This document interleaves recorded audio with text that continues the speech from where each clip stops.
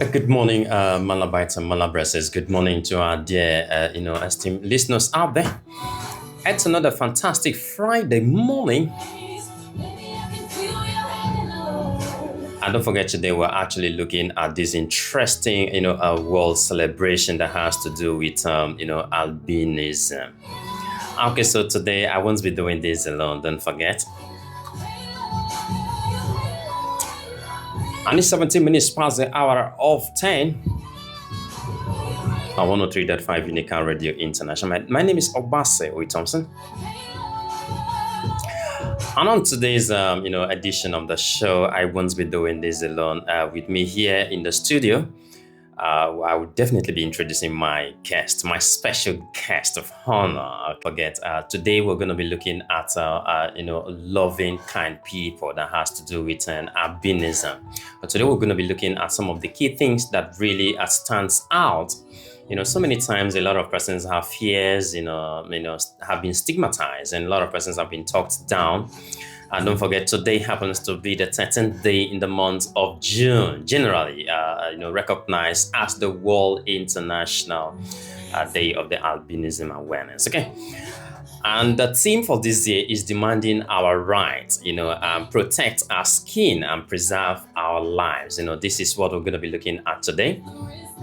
So stay glued to 103.5 Unica Radio International. Don't forget our phone lines will also be open, so you also be part of this conversation when it's time. And this is why today we have with us here in the studio Dr. Thelma Bassey, a senior resident, dermatology at University of Calabar Teaching Hospital. You're welcome to the show this morning, ma'am. Thank you very much. Good morning, Malabites and Malabresses. Good morning, Calabar.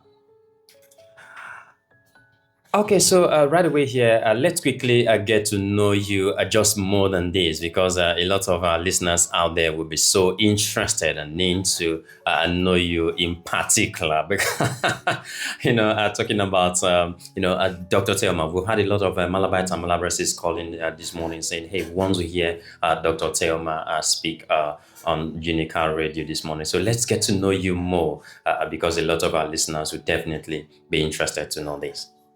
Okay, so thank you. Well, like you've already said, my name is Dr. Thelma Bassey. Okay. I'm a senior resident dermatology unit, Department of Internal Medicine, University of Calabar Teaching Hospital, Calabar. I'm a cross Riverian. I'm a mother. I'm married. And I'm also the president of Asthma Club International, Calabar. Okay. Okay, so I think that's good enough. Yeah, exactly. You're welcome to the show this morning. Thank you very much. All right, so today we're looking at albinism, and a lot of our listeners out there will really and would definitely want to understand what exactly is albinism and how does it occur. Okay, albinism. The word albinism really comes from Latin word albus, which is a Latin word for white. Wow. Yeah. So albinism in itself is an inherited disorder. Okay. And this means that, the body is made up of chromosomes. Those are tiny little bit of units that constitute our DNA. So there is a defect in a gene that encodes for, I'm going to make it as easy as possible for everyone to understand, the genes that are responsible for the production of melanin. We all know that the reason why we have a color on our skin is because there is a substance called melanin, which is produced by the body. Now, when there is a defect or there is a problem in the genes that are responsible for the pathway leading for the production of melanin, that will subsequently affect the production of the melanin. So in albinism, there is a defect in the genes that play a role in the production or the synthesis of melanin. So eventually this leads to a reduction in the production of the melanin or a total absence of it. So there is no color in the skin. So the melanin pigment is not present. Or even if it's there, it's very low.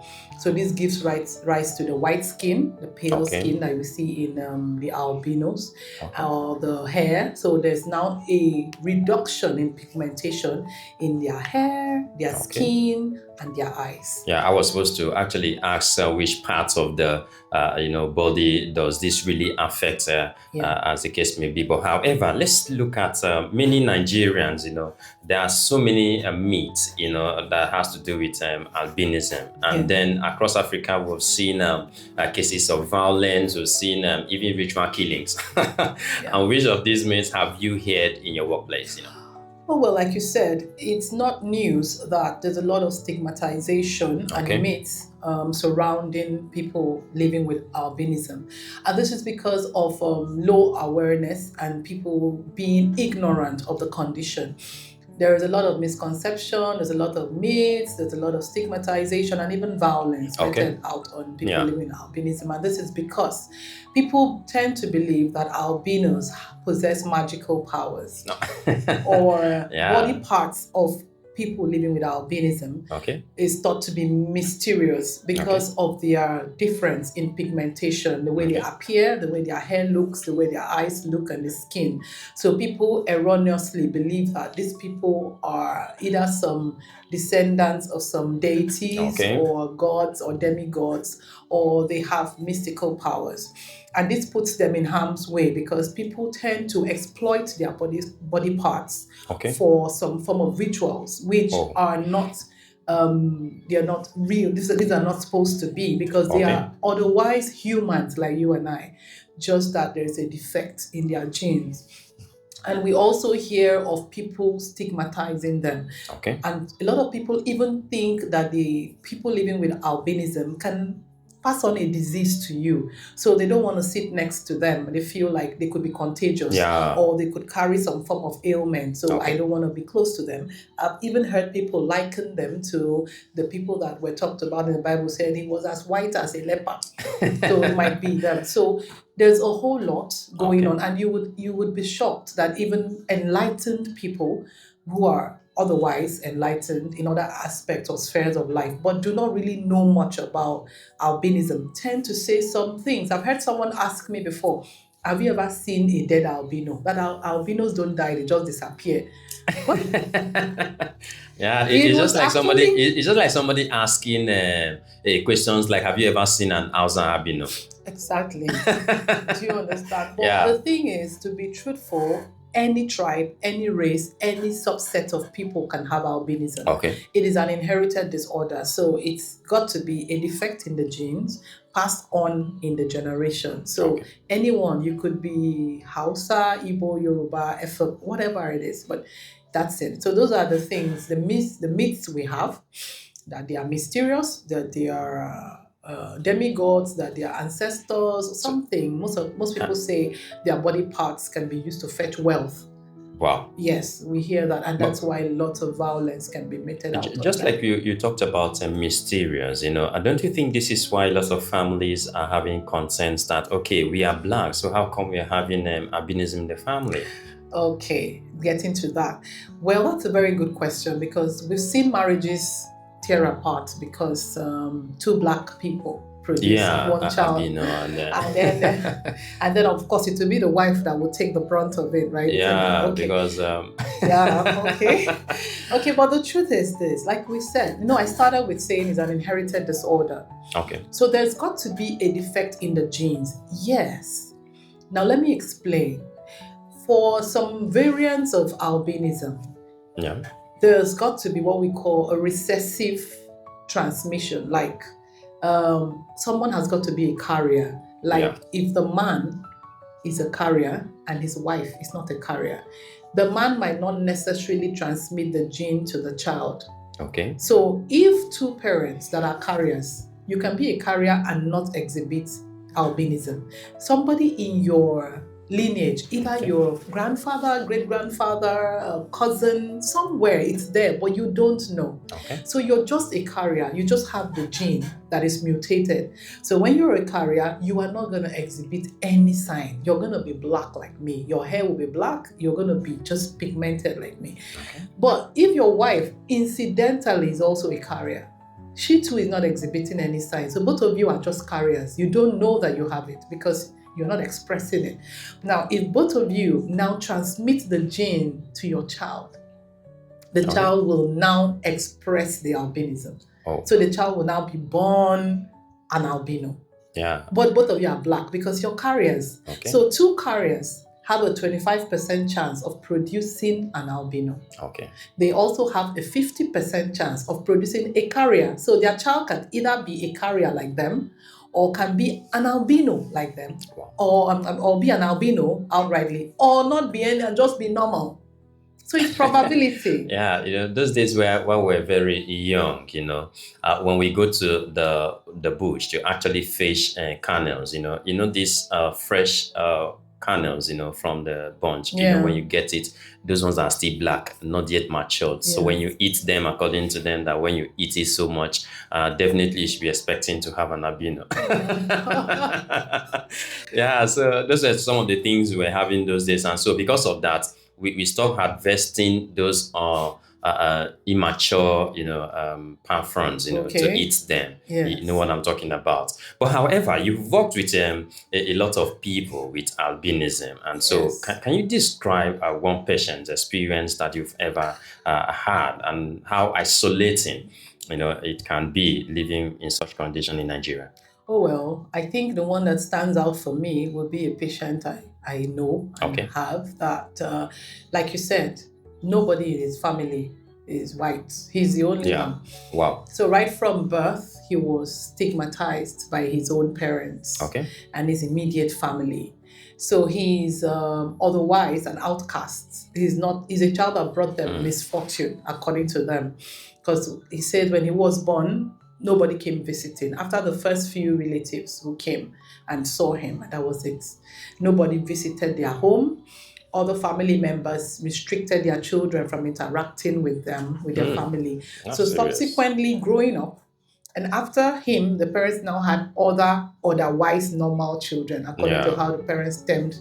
And right from time he experienced this stigmatization from his parents, couldn't really get through school because he developed eye problems, visual acuity problems, refractive error, he couldn't see and all that. So he dropped out of school. And so he lived this life of having to constantly need validation, no love from his parents, up till when he left town and went to stay with a distant relative who put him through intense torture. More like work that was not suitable for a child. But he had to do that to survive. And he'd been living off on that. And while doing all that, of course, he was exposed to tremendous sun exposure and sun damage. So by the time I was seeing him, he already had pigments, and then which progressed to some forms of cutaneous cancers. In fact, that was why we were called to see how we could, So that's the classic example of someone whose life had been ruined by something that is simply not his fault. So that's how painful it is. First, he was thrown out by his family, not accepted, and then having to now live with complications of the infirmity without being able to sustain himself. He doesn't have a job, he hasn't got any formal education. So that is how bad it can be. Wow, that is indeed how bad it can be. Don't forget that phone lines are open, so you also be part of this conversation. Do you have any question for Dr. Thelma at this morning, live on 103.5 Unica Radio International? The phone numbers to call is 0809 4444 The phone number again is 0809 4444 All right, so while we're waiting for these phone calls or messages from this particular phone number, let's turn to this particular question that has to do with inclusion and exclusion of albinism.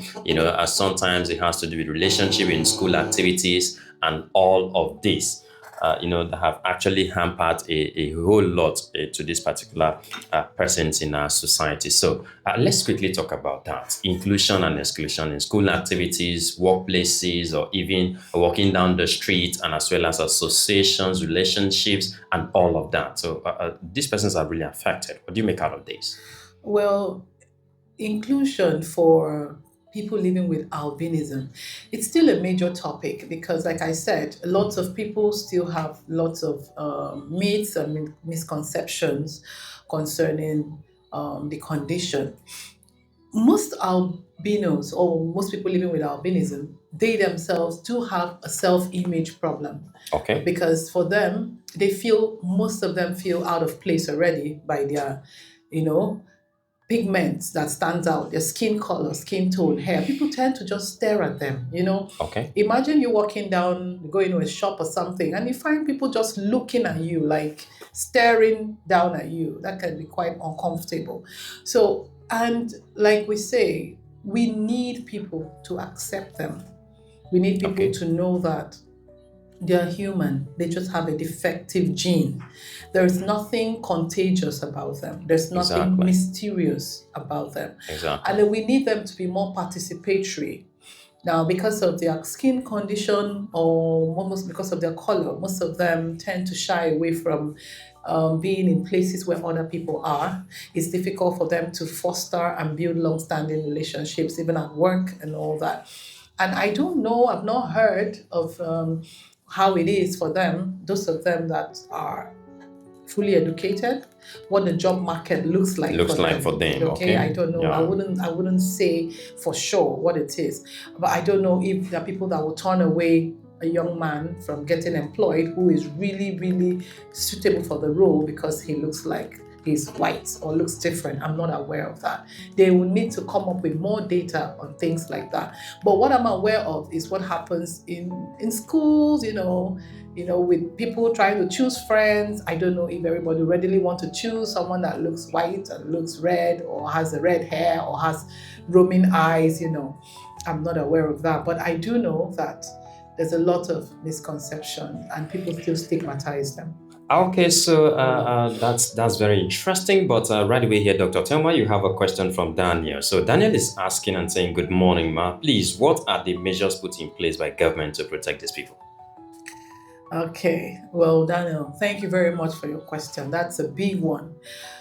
This is why we are embarking on things like this radio talk, Okay. awareness, and I am not aware if there are government laid down policies for them. And I'm sure that this is the reason why people living with albinism and people that are passionate about their cause are pushing. I am aware that they are working and pushing for the WHO to add on sunscreen to the list of essential medication. I hope you know that sunscreens are not on the list of essential medication. Sunscreen are still, as it were, called cosmetics. So Yeah. people living with albinism have to buy them with their money. So even if you're covered by a health insurance, it Okay. will not be part of that package. Wow. So this makes it difficult because they are supposed to be on sunscreen every time, especially when they are in the outdoors. Okay. So this is one of the things they are pushing for WHO to include it inside the on the list of essential medications, and this will make countries also capture it, like maybe Nigeria will capture it under their NHIS scheme. Okay. So that when you're seeing an albino, you can actually prescribe a sunscreen and it will come, the insurance will pay for it. Exactly. So those are some of the things that they are actually advocating for. Okay. I am not sure, like in our state, if there is anybody that is coming together to protect them. I do know that they have an organization themselves, in the state, but I am not certain if there is anything, and I wouldn't want to say what I'm not sure of. Okay. Going forward, we would want to, talk to the government, I think, and let the stakeholders, the Ministry of Health, the primary health care, talk with the government and see how we can prioritize people because they actually have a risk of skin cancers. Exactly. But these are preventable. Yeah. This risk is preventable. So rather than wait until it happens, what can the government do to help these people? Exactly. Under the state government, under the local government level, I think this can be a conversation we can have with the relevant stakeholders. But right now, I am not privy to anything of that nature. Maybe it's there, but I would have to look and ask questions. Okay, so just like you did mention before we go on a short break, just like you did mention about the local government, the state, and of course the national. When last did you see any of these persons in key position in government? That's $1 million question. Okay. I don't know. You've not really. I've not really seen it. But you've got to know that it's not really that common a condition. Okay. Epidemiologically, they put it in about 1 in 20,000 people. But even when you look around you, you Okay. don't really see, like, after the next 4 persons, you see an albino. No, really. Yeah. Okay, so, but that is not to say that they shouldn't be seen out there. I think we need to encourage them. Them. We Okay. need to include them. Politics, we need to include them. We need to include them in every strata. I'd love to see a governor with albinism one of these days. Yeah, we all anticipate for that. Now let's look at some of the high risk. So many times we've had the issues of skin cancer. Though you've touched a bit on it, but let's dive, critically here and then see some of the serious issues that those with albinism actually looking at the challenges actually from sensitivity to sunlight, the poor eyesight that actually affect them in this particular case. This has also affected them academically and also professionally. Just like I asked a question, if you've ever seen any of them, I think this has really dealt with so many of them who may have intentions to probably run for positions, pursue academics and all of this. So let's quickly have your say. What should be done, daily to help these people actually stay safe in Nigeria? Thank you very much for that question. You rightly started from the beginning of the problems with the condition albinism. The Okay. condition on its own isn't deadly. Okay. Yeah, on its own it isn't deadly. It's not something that's going to lead to death or something on its own. But when the complications of the absence of melanin Okay. starts, that's when it can become a disease process. So officially, it's not supposed to be a disease process. It's just a defect in the genes. But because there is no pigment in the eyes are going to have problems from the development of the eye. The person is going to have more visual problems, going to have Okay. problem with photophobia, and is going to have problems with maintaining a steady gaze. Exactly. So most people, of course, people always make fun of them that their eyes Yeah. are always roving and all that. So that's for the eyes. So they have refractive errors, they have visual acuity problems, they have nystagmus and all that. Those are Okay. big grammar, but just know that their eyes are usually roving, like Yeah. they can't maintain a steady gaze. Then the more complicated thing will now be the skin, Yeah. because there is no melanin that protects the skin from the damaging effects of the ultraviolet rays. Yeah. So they are predisposed to cancers. The most common cancer they are predisposed to is the squamous cell carcinoma, Okay. and then second to the basal cell carcinoma. There are no other words to use for this, so I just have to say the words. Yeah. But just know that they are more prone to skin cancers more than the general population of people. Okay. So because of this, it is advised for people living with albinism.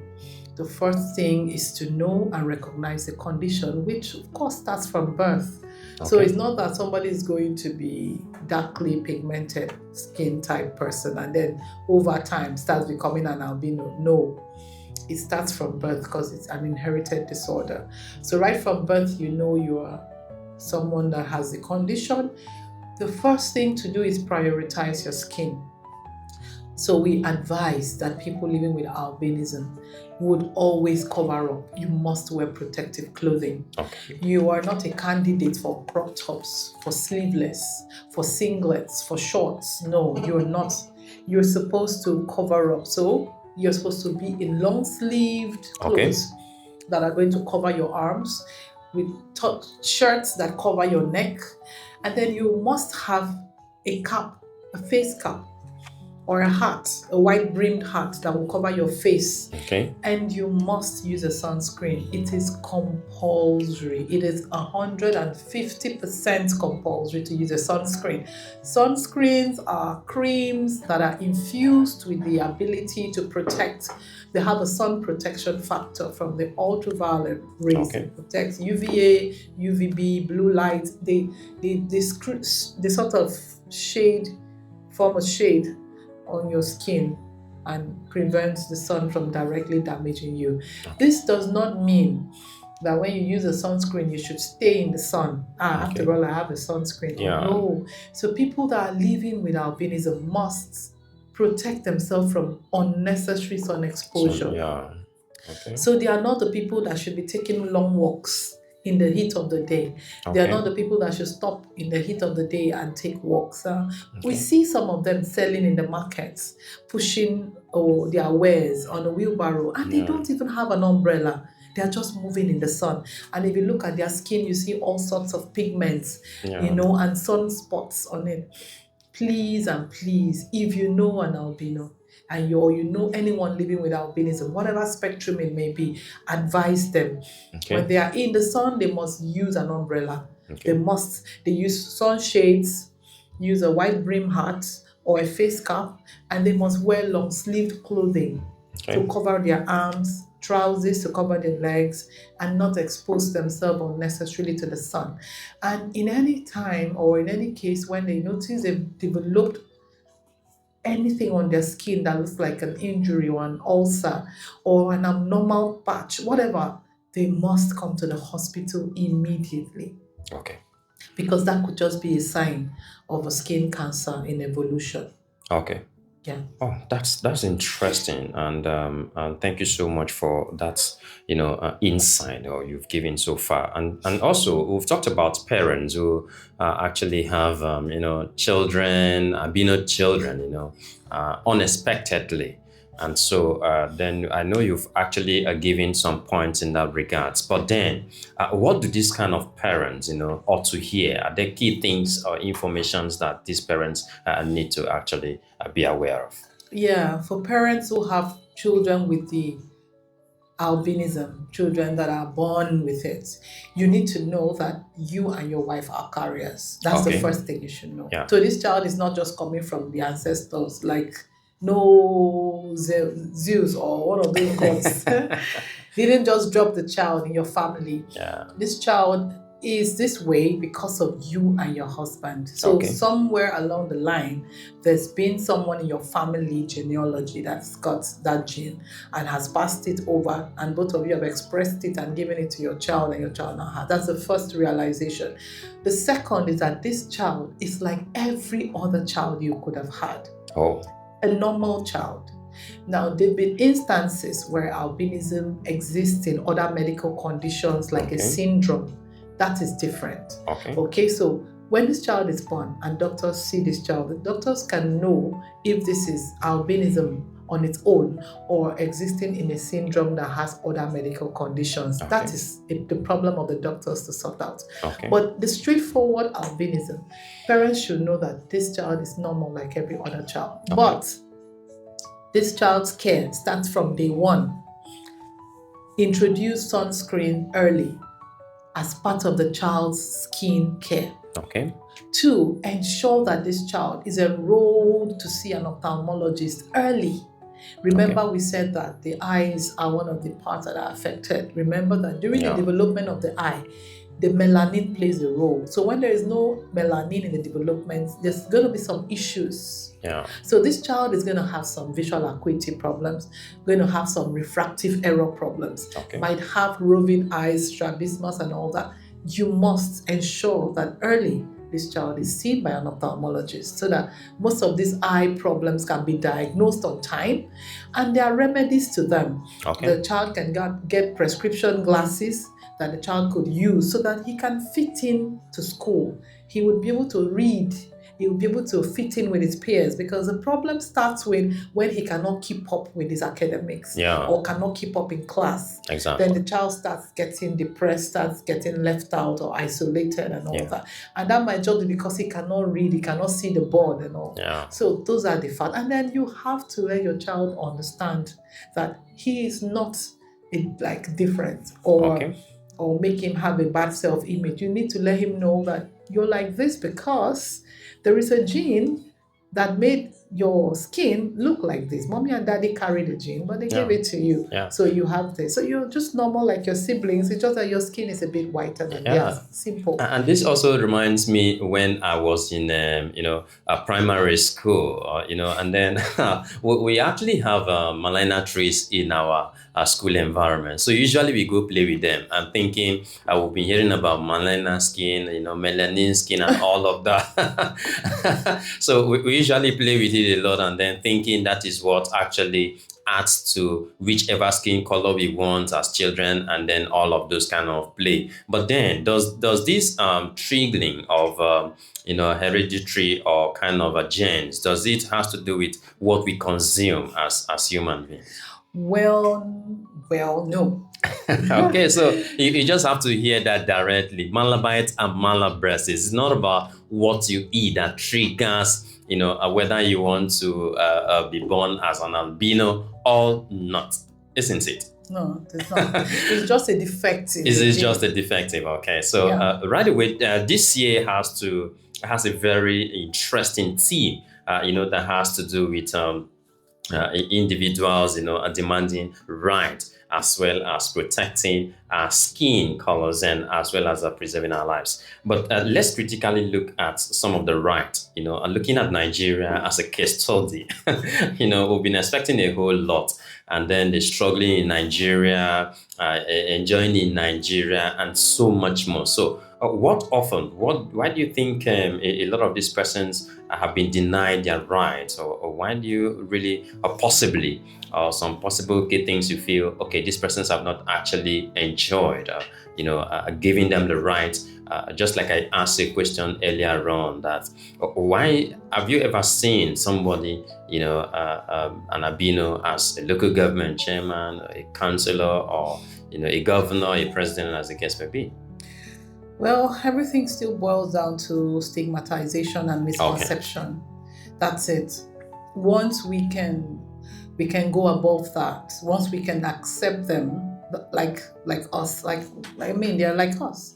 It's misconceptions. Okay. Myths, misconception, ignorance, lack of knowledge, low awareness, and the fact that sometimes, like we say, if you see some of them, the ones that have the very severe albinism, they have very severe visual problems. Most of them can barely read or see, especially when they are not in tune with proper ophthalmological specialist care. Okay. Some of them have not been privileged to be able to afford the care that they need.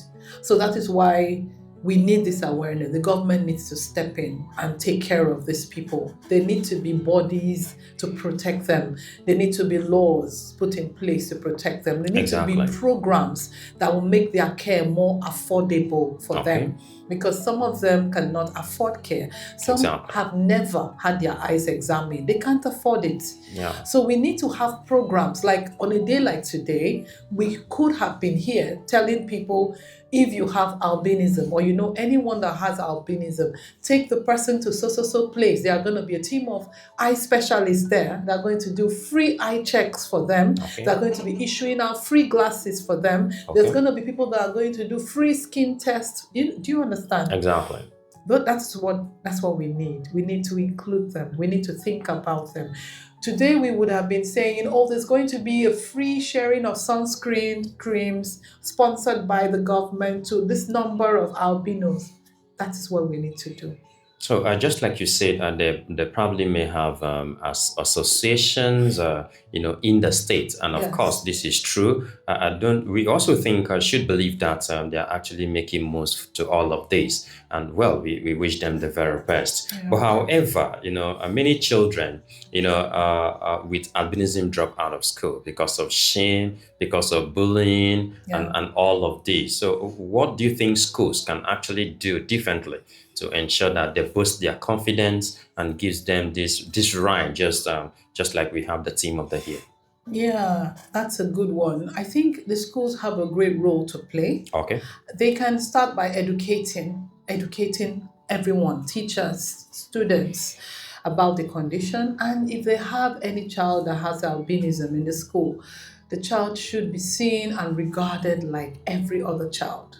Okay. They are not different. They are like the same. So they should be treated with love, treated with respect. They should be allowed to participate in sports, Okay. in activities. They should be allowed to show up and be free, to mingle with other kids. And they should encourage, foster relationships between those kids and other kids in the school. They shouldn't be ostracized or kept in the dark. I don't think I'm not sure any school would want to do that at this age and Yeah. time, but I think it's a big role for owners of schools, teachers, to inculcate the habit of seeing children with albinism as every other child. They are the same. They have the same potential. They're intelligent. They're smart. They can be anything they want to be. And watch out for them. Yeah. So they're going to have to be placed in places in class where they can see the board properly. Okay. And if you notice at any point in time that they're struggling, you should be able to flag it off early and see that they get the necessary attention that they need. Exactly. Yeah. Okay, so that's pretty much what we're doing today. But before we let you go, let's quickly have you talk to Nigerians, okay, our listeners out there, because everyone needs to come together to ensure that albinos are actually protected, and also being there, loved and cherished, as the case may be, and not just for today alone. So, what would you have to tell Nigerians at this point in time? Well, I would like to say that they are Nigerians like us. Well, the ones in Nigeria are Nigerians. They are like you and I. No, they are not demigods. They are not spiritual beings. They are not, their body parts will not fetch you money or fame. Please do not exploit them. Do not kill them. Don't be violent when you see them. Accept them. Help them. And if you have to employ them, by all means, do not give them roles that keep them directly under the sun. So if you're going to employ someone living with albinism, please do not put the person under the sun to make a living, because you're trying to indirectly expose them to adverse effects of their condition. Love them. They're nice people. Help them. And I think that if we foster this relationship with people we see that live with albinism, we would encourage them and build their self-esteem and help them to be the best they can be in every situation and every sphere where they find themselves. I think it's that simple. Okay, so that's pretty much what we're doing today in this amazing interview with Dr. Thelma, who was actually giving us all that we need to know in regards to the World Albinism Awareness Day 2025. Don't forget that albinism is not a cause, not a myth, and not a weakness. Don't forget that it is a genetic condition, of course, that we've learned today. And Dr. Zema has also helped us to unpack the realities of living, with albinism in Nigeria. So all hands must be on deck in ensuring that this battling, dangerous mid and sun species are facing barriers in education, healthcare, and everyday life. We have been so grateful to have you once again on 103.5 Unica Radio International. Dr. Thelma, you're welcome. Thank you.